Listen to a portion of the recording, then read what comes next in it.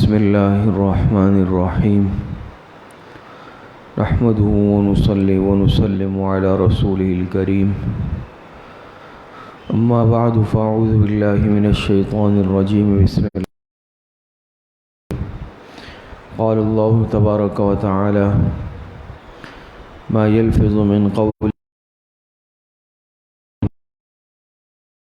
قال رسول اللہ صلی اللہ علیہ وسلم املک علیک لسانک صدق اللہ العظیم۔ اللہ رب العزت نے ہمیں جس طرح بے شمار نعمتوں سے نوازا ہے، ان نعمتوں میں ایک نہایت ہی اہم اور نمایاں نعمت وہ زبان کی نعمت ہے، جس زبان کے ذریعے سے ہم بولتے ہیں ان کو اللہ پاک کی نافرمانی میں استعمال کرنا یا گناہوں کے کاموں میں استعمال کرنا، یہ اللہ پاک کی اس نعمت کی ناقدری ہے۔ اور قرآن کریم کی جو آیت آپ کے سامنے پڑھی گئی، اس میں اللہ پاک نے ارشاد فرمایا ما یلفظ من قول الا لدیہ رقیب عتید۔ انسان جو بھی بات زبان سے نکالتا ہے، گفتگو کرتا ہے، تو اس کو نوٹ کرنے والے قریب ہی موجود ہیں، نگران اللہ پاک نے نگران مقرر کر دیے ہیں۔ ہم اور آپ جو بات کرتے ہیں یا گفتگو کرتے ہیں، کوئی بھی بات ہوتی ہے، اچھی بات ہو یا بری بات ہو یا مباح بات ہو، تو وہ ساری باتیں نوٹ ہو رہی ہے، ریکارڈ ہو رہی ہے، اور قیامت کے دن ان باتوں کے متعلق پھر ثواب یا عذاب کا فیصلہ کیا جائے گا۔ تو ایسا نہیں ہے کہ یہ باتیں بس جیسے کر لی تو ہوا ہو گئی، ختم ہو گئی، اس پر کوئی نتیجہ مرتب نہیں ہوا، بلکہ جو بھی گفتگو ہم کر رہے ہیں وہ ساری گفتگو ریکارڈ ہو رہی ہے۔ لیکن اس کے باوجود آج ہم کتنے بے احتیاط ہیں، ہمیں اس چیز کی پرواہ نہیں، جو دل میں آیا کہہ دیا، جو زبان پر آیا فوراً کہہ دیا۔ آج ہم جھوٹ بھی بولتے ہیں، آج ہم فحش کلامی بھی کرتے ہیں، غیبت میں بھی زبان کو استعمال کرتے ہیں، دوسروں پر بہتان لگانے میں بھی زبان کو استعمال کرتے ہیں، اور چغل خوری میں بھی زبان کو استعمال کرتے ہیں، بد کلامی میں بھی اور گالم گلوچ میں بھی زبان کو استعمال کرتے ہیں۔ حالانکہ حدیث میں آتا ہے کہ آپ علیہ الصلاۃ والسلام نے ارشاد فرمایا، مفہوم اس طرح سے کہ ایک انسان زبان سے اللہ پاک کی ناراضگی والا کلمہ نکالتا ہے اور اس کو اس کا احساس بھی نہیں ہوتا کہ میں نے کیا کہا ہے، دھیان نہیں ہوتا، حالانکہ اللہ پاک اس کلمے سے ناراض ہو کر اس کو جہنم میں دور تک پھینک دیتے ہیں۔ اور اسی طرح ایک انسان زبان سے اللہ پاک کی رضامندی والا کلمہ نکال لیتا ہے اور اس کو اس کا احساس ادراک بھی نہیں ہوتا، اللہ پاک اس کے لیے جنت کا فیصلہ فرما چکے ہوتے ہیں۔ تو ہم دن رات کس طرح زبان کو استعمال کرتے ہیں؟ اگر آج کہا جائے کہ بھئی آپ کی بات یہاں ریکارڈ ہو رہی ہے، اس طرح کے آلات لگائے گئے ہیں، آج کل جیسے ہوتا ہے جگہ جگہ کیمرے لگے ہوئے ہیں، پھر اس میں ریکارڈنگ کے بھی آلات آتے ہیں، مختلف چیزیں، تو انسان کتنا محتاط ہو کر گفتگو کرتا ہے۔ یا کہا جائے کہ بھئی یہ فلاں آپ کی بات یہاں سننے کے لیے بیٹھا ہوا ہے، تو پھر ہم کیا ہیں بھئی، اب ہم محتاط ہو گئے، اب کوئی ایسی بات زبان سے نہیں نکالنی جس کی وجہ سے ہمیں پریشانی کا سامنا کرنا پڑے، کوئی ایسی بات زبان سے نہیں نکالنی جس کی وجہ سے ہم مصیبت میں پھنس جائیں۔ تو کسی آلے کے موجودگی کی وجہ سے یا کسی کے سن لینے کی وجہ سے ہم اپنی گفتگو میں محتاط ہو جاتے ہیں اور اپنی زبان کو بہت احتیاط سے استعمال کرتے ہیں، حالانکہ بعض دفعہ ایک ممکنہ چیز ہوتی ہے، یقینی بھی نہیں ہے، لیکن ہماری اس گفتگو کو اللہ پاک کی طرف سے محفوظ کیا جانا اور فرشتوں کا اس کو محفوظ کرنا، یہ بالکل یقینی چیز ہے۔ اور قرآن کریم میں اللہ پاک نے فرمایا ہے ما یلفظ من قول الا لدیہ رقیب عتید۔ ہماری تو ہر بات نوٹ ہو رہی ہے، لیکن اس کی ہمیں پرواہ نہیں ہے کہ اوپر ایک ذات موجود ہے اور ہماری تمام گفتگو کو وہ خود سن رہا ہے، بلکہ انسان تو دل میں بھی اگر کوئی بات سوچ لے، اللہ پاک تو ایسی ذات ہے، ان اللہ علیم بذات الصدور، وہ تو دلوں کی حالت سے بھی واقف ہے، چاہے جائے کہ انسان زبان سے تکلم کر لے تو اس کی ہمیں کوئی پرواہ نہیں۔ آج اللہ پاک کا خوف مسلمان کے دل میں اتنا بھی نہیں رہا جتنا انسان کے دل میں کسی کے سن لینے کا، کسی انسان کے سن لینے کا خوف،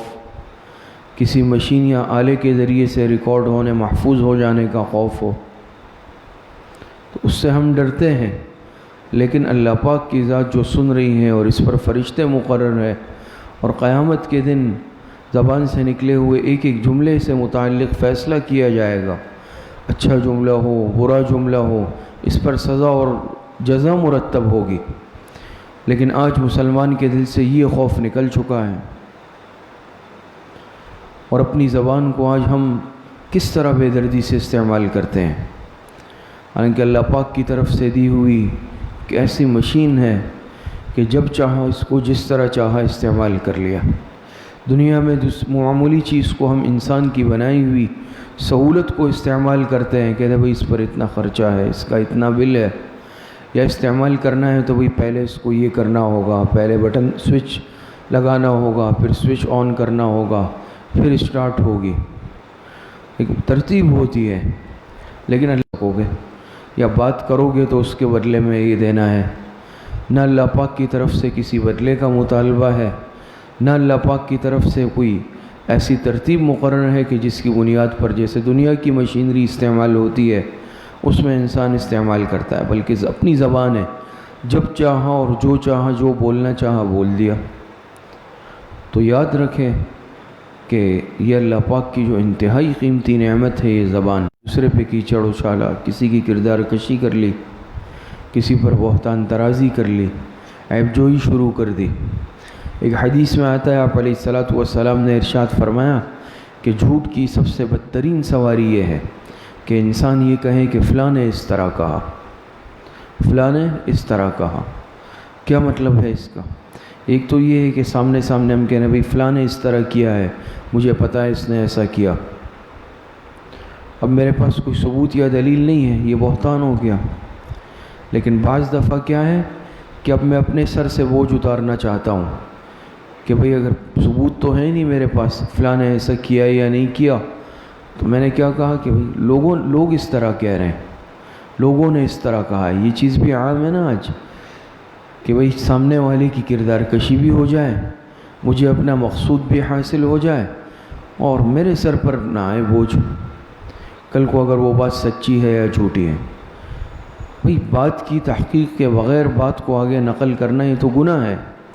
قرآن میں اللہ پاک فرماتے یا ایھا الذین آمنوا ان جاءکم فاسق بنبأ فتبینوا، یہ تو نہیں ہے جو بات جس نے کہہ دی میں نے آگے پھیلانا شروع کر دی، یہ شریعت میں حرام اور ناجائز ہے کہ بس جو سن لیے۔ افواہ کسے کہتے ہیں؟ کہتے ہیں بھئی افواہیں پھیل رہی ہیں، افواہ منہ کی باتیں،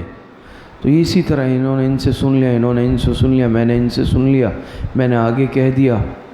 اب نہ اس بات کی میرے پاس کوئی دلیل ہے، نہ ثبوت ہے کہ واقعی ایسا ہوا ہے، نہ میں نے آنکھوں سے دیکھا ہے اور نہ میرے سامنے وہ واقعہ یا بات ہوئی ہے، لیکن بس جو ایک چیز سن لی اور اس کو آگے پھیلانا شروع کر دیا۔ تو ہر سنی سنائی بات کو آگے نقل کرنا یہ شریعت میں منع ہے، اس سے جو ہے منع کیا گیا ہے کہ انسان جو بھی بات سن لے اس کو آگے نقل کر لے۔ انسان کے جھوٹا ہونے کے لیے یہی بات کافی ہے کہ وہ ہر سنی ہوئی بات کو آگے کیا کر دے؟ نقل کر لے۔ کفا بالمرء کذبا ان یحدث بکل ما سمع۔ تو آج یہ اچھا ہمیں بہانہ مل گیا کہ بھئی فلاں نے کہا ہے، میں خود سے تو نہیں کہہ رہا ہوں، بھئی فلاں کہہ رہا تھا کہ یہ ایسا آدمی ہے، فلاں کہہ رہا تھا اس نے ایسا کیا ہے۔ حدیث میں آپ علیہ السلام نے اسی کی طرف اشارہ کیا کہ یہ بات درست نہیں ہے۔ تو اور اسی کو اللہ پاک نے فرمایا نا یا ایھا الذین آمنوا ان جاءکم فاسق بنبأ فتبینوا، ایسا تو نہیں ہے کوئی بھی بات لے آیا۔ اور یاد رکھے جو روحانی مریض ہے جس نے اپنے نفس کی اصلاح نہیں کی وہ تو یہ کام کرے گا، لیکن اب یہ نہیں کہ وہ مجھے جو بات بتائے میں بھی اس کو آگے فوراً جو ہے بتانا شروع کر دوں، اور آج کل تو زبان سے بتانے سے زیادہ آج کے لیے موبائل آیا ہوا ہے، آگے بھئی 10 آدمیوں کو آگے 100 آدمیوں کو آگے شیئر کر دیا، فوراً بھئی واٹس ایپ پہ ڈال دیا، پیج پہ ڈال دیا، پھر ساتھ لکھ بھی دیا کہ بھئی آگے شیئر کرتے جائیں، اسے بڑے ثواب کا کام ہے۔ تو سنی سنائی باتیں ہیں، اور اس میں جو ہے ہم اس طرح کے عمل کے اندر، اس جھوٹ کے اندر ہم ملوث ہو جاتے ہیں، چاہے دانستہ طور پر ہو یا نادانستہ طور پر ہو۔ یاد رکھیں آج ہم اس کا حصہ بن جاتے ہیں۔ تو آپ علیہ السلام نے فرمایا کہ جھوٹ کی بدترین سواری کیا ہے؟ جھوٹ کی بدترین سواری یہ ہے کہ کوئی کہے کہ فلاں نے اس طرح کہا۔ بھئی آپ یہ بات جب آپ آگے نقل کر رہے ہیں تو اس کا مطلب ہے کہ اس فلاں کو آپ سچا سمجھ رہے ہیں یا جھوٹا سمجھ رہے ہیں۔ دو صورتیں ہوگی نا، آپ کہہ رہے ہیں بھئی فلاں نے کہا تھا، تو وہ فلاں جھوٹا ہے یا سچا ہے؟ اگر آپ اس کو جھوٹا سمجھ رہے ہیں تو آپ اس کی بات آگے کیوں نقل کر رہے ہیں؟ آپ کے لیے تو جائز نہیں ہے جھوٹی بات نقل کرنا۔ اور اگر وہ آپ کہتے ہیں کہ وہ سچا ہے تو آپ کے پاس ثبوت ہے؟ ثبوت نہیں ہے۔ جب ثبوت نہیں ہے تو سنی سنائی بات کو بھی آگے نقل کرنا جائز نہیں ہے۔ تو صرف یہ کہہ کر اپنی جان چھڑانا، اپنے سر سے بوجھ اتار دینا کہ بھئی فلاں نے کہا تھا، اور خود اس بات کو آگے اس کی نسبت سے نقل کر دینا۔ یاد رکھیں اس میں انسان کی جان نہیں چھوٹے گی کہ بھئی میں تو اپنی طرف سے نہیں کہہ رہا ہوں، میں تو کہہ رہا ہوں کہ بھئی فلاں نے کہا تھا۔ تو یاد رکھیں کہ اگر میں اس کا نام لے کر نسبت کر کے خود بھی نقل کر رہا ہوں، اس جھوٹ کے اندر میں اس کے ساتھ شریک ہو گیا۔ اسی کی طرف آپ علیہ السلام نے اشارہ فرمایا ہے۔ تو مقصد یہ ہے کہ اللہ پاک نے زبان جو دی ہے تو اس زبان کو اللہ پاک کی رضامندی والے کاموں میں استعمال کرنا ہے۔ خیانت میں علماء نے یہ بھی لکھا ہے نا، بہت ساری جو مروجہ صورتیں ہیں خیانت کی، کہ اللہ پاک کے دیے ہوئے جسم کو اور اللہ پاک کے دیے ہوئے اعضاء کو اللہ پاک کی مرضی کے خلاف استعمال کرنا۔ دنیا میں اگر کوئی چیز ہمیں امانت دیتا ہے، ہم اس کو مالک کی مرضی کے خلاف استعمال نہیں کر سکتے، نہ کرتے ہیں۔ ایک امانت دار آدمی ایسا نہیں کرتا، اس کو تو احساس ہوتا ہے کہ میں نے یہ چیز مالک، یہ تو میری اپنی نہیں ہے، عاریت کی ہے، اگر میں اس کو مالک کی مرضی کے خلاف استعمال کروں گا وہ ناراض ہو جائے۔ کیا مالک ہے؟ وہ بھی ایک محتاج انسان ہے، لیکن اللہ پاک جو حقیقی مالک ہے، ہمارے جسم کا، ہمارے اعضاء کا مالک حقیقی اللہ پاک کی ذات ہے۔ تو اللہ پاک کے دیے ہوئے اس جسم کو، اس زندگی کو اور ان اعضاء کو اللہ پاک کی مرضی کے خلاف، اللہ پاک کی مرضی کے خلاف یا اللہ پاک کی نافرمانی میں استعمال کرنا، یہ بھی بدترین خیانت ہے۔ تو زبان بھی اللہ پاک کی دی ہوئی ایک نعمت ہے، یہ عضو، اب اس سے جھوٹ بولنا یہ اللہ پاک کی مرضی کے خلاف اور اللہ پاک کی نافرمانی والا عمل ہے۔ اس زبان سے کسی پر بہتان ترازی کرنا، طعنہ زنی کرنا، چغل خوری کرنا، جھوٹ بولنا اور فحش کلامی کرنا، بد زبانی کرنا، بد کلامی کرنا، یہ ساری چیزیں اللہ پاک کی ناراضگی والے کام ہیں۔ اور یہ ساری باتیں کیا ہیں؟ یہ یعنی گویا کہ خیانت کے اندر داخل ہے۔ حالانکہ میں نے شروع میں عرض کیا کہ کتنی اللہ پاک کی نعمت ہے، جب چاہا زبان کو ہلا لیا، جب چاہو گفتگو کر لی۔ ایسا بھی ہوتا ہے بعض دفعہ اللہ پاک یہ نعمت چھین لیتے ہیں، پھر ان سے قدر پوچھ لیں۔ جیسے میں نے اس دن عرض کیا کہ بھئی اگر خدا نخواستہ کوئی پیدائشی گونگا ہے یا بعد میں ایسا ہوا، کوئی حادثہ ہوا اور یہ تکلم کی گفتگو کی نعمت سے محروم ہو گیا، یا حلق میں، یہ حلق جو ہے جہاں سے ہم آواز نکالتے ہیں، اس میں کوئی ایسی خرابی آ جاتی ہے اللہ پاک کی طرف سے، پھر انسان صحیح طور پہ گفتگو نہیں کر سکتا۔ تو اس کی تو بیسیوں مثالیں ہمارے سامنے ہیں، پھر انسان کو قدر آتی ہے۔ اور ہم نے خود اپنے بچپن میں، ہم چھوٹے تھے، مسجد جاتے رہے، قبا مسجد سولجر بازار، نماز میں وہاں ایک بڑی عمر کے بزرگ آتے تھے، یہاں گلے میں، ان کے گلے میں سوراخ تھا، شاید کوئی آپریشن ہوا ہوگا، کچھ ہوا ہوگا تو یہاں ایک سوراخ تھا۔ وہ جب گفتگو کرتے تھے وہ ایک آلہ لگاتے تھے، چھوٹا سا آلہ جیب سے نکال کے، تو وہ نکال کے یہاں لگاتے تھے اس طرح، اور پھر بات کرتے تھے۔ پھر بھی بات یعنی ایک نارمل انداز میں نہیں ہوتی تھی جیسے ہم اور آپ صاف گفتگو کر رہے ہیں، بلکہ اتنا ہوتا تھا کہ بھئی اب بات سمجھ میں آ گئی ہے۔ اور خود حضرت شیخ الاسلام حضرت مفتی محمد تقی عثمانی صاحب دامت برکاتہم نے بھی لکھا کہ میں نے بھی ایسے افراد کو دیکھا ہے کہ جب بات کرتے تھے تو اس کے لیے آلہ ہوتا تھا، وہ اس آلے کو پہلے تلاش کرتے تھے اور پھر تلاش کرنے کے بعد پھر اس کو اپنے حلق پر رکھ کر پھر گفتگو کرتے تھے۔ اور ہمیں اس چیز کی ضرورت نہیں ہے، اب بات کرنی ہے تو بھئی میں اپنا آلہ پہلے تلاش کر لوں، وہ مشین ڈھونڈ لوں، ڈھونڈنے کے بعد پھر میں اس کو لے لوں، پھر اس کو اپنے حلق پہ رکھ کر دباؤں، پھر اپنے حلق سے آواز نکال لوں۔ تو کوئی ہمیں اس میں تکلیف یا تکلف کرنے کی ضرورت بھی نہیں ہے، جب دل چاہا اور جس بات کو دل چاہا وہ فوراً کر لی۔ لیکن عرض کرنے کا مقصد یہ ہے کہ اللہ کی دی ہوئی اس امانت کو اور ان اعضاء کو ہم اللہ پاک کی نافرمانی میں یا کسی ایسے عمل کے اندر استعمال نہ کرے جس سے اللہ پاک کی ذات ناراض ہو جائے، اور ایسا نہ ہو کہ قیامت کے دن ہم اپنے اعمال حقوق العباد کی وجہ سے دوسروں کو دے بیٹھے۔ جیسے میں نے رات کو مثال دی اس کی کہ غیبت اور اسی طرح بعض گناہ ایسے ہیں یہ پھر حقوق العباد میں آ جاتے ہیں، اور حقوق العباد کا معاملہ حقوق اللہ سے بھی زیادہ سخت ہے۔ حقوق اللہ میں حق تلفی ہوئی، اللہ پاک رحیم کریم ذات ہے، توبے سے معاف کر دے یا ویسے ہی فضل فرما دے معاف کر دے۔ لیکن حقوق العباد میں اللہ پاک نے یہ ترتیب رکھی ہے کہ بھئی یہ بندے کا حق ہے، اب یا تو بندے سے معاف کرا لو، معافی مانگ لو، یا اس کو اس کا حق ادا کر دو۔ اللہ پاک نے یہ ترتیب رکھی ہے۔ تو غیبت یہ بھی حقوق العباد میں سے علماء نے لکھا ہے، کیوں؟ ظاہری بات ہے اس میں دوسرے کی کردار کشی کی گئی، اس کو تکلیف پہنچائی گئی۔ تو اب یا تو کیا ہے، دنیا میں ہی اس سے معافی مانگ لو، معاف کرا لو، نہیں ہے تو پھر قیامت کے دن تمہاری نیکیاں اٹھا کر یا اس کو دی جائے گی یا اس کے گناہ اٹھا کر تمہیں دیے جائیں گے۔ تو وہ تو بہت ہی زیادہ خسارے اور گھاٹے کا سودا ہے، کیونکہ وہاں معاملہ اتنا حساس ہوگا کہ ایک ایک نیکی کی انسان کو ضرورت ہوگی، اور ایسے حساس وقت میں انسان غیبت کی وجہ سے، دوسروں پر ظلم کی وجہ سے، حقوق اپنی ان نیکیوں سے بھی ہاتھ دھو بیٹھے اور مفت میں اپنے سر لے لے، تو یہ کتنی ناکامی اور خسارے کا سودا ہوگا۔ تو بس عرض کرنے کا مقصد اور خلاصہ یہ ہے کہ خاص طور پر یہ زبان کی جو نعمت ہے، آج ہم اس کے استعمال میں بے احتیاطی کرتے ہیں، ہم احتیاط نہیں کرتے،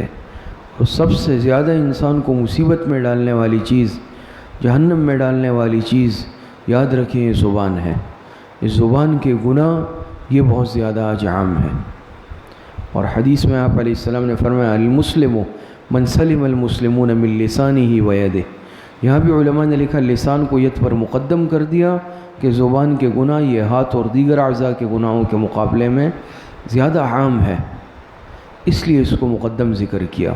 تو بہرحال آج زبان کو بہت زیادہ اس کے حفاظت کی ضرورت ہے کہ زبان سے کوئی ناراضگی والا جملہ نہیں نکلے، غیبت نہ ہو، چغل خوری نہ ہو، جھوٹ نہ ہو، سنی سنائی باتوں کو آگے نقل نہ کرے، افواہیں نہ پھیلائے، کسی پر بہتان نہ لگائے۔ اللہ پاک مجھے اور آپ سب کو صحیح عمل کی توفیق عطا فرمائے۔ وآخر دعوانا ان الحمد للہ رب العالمین۔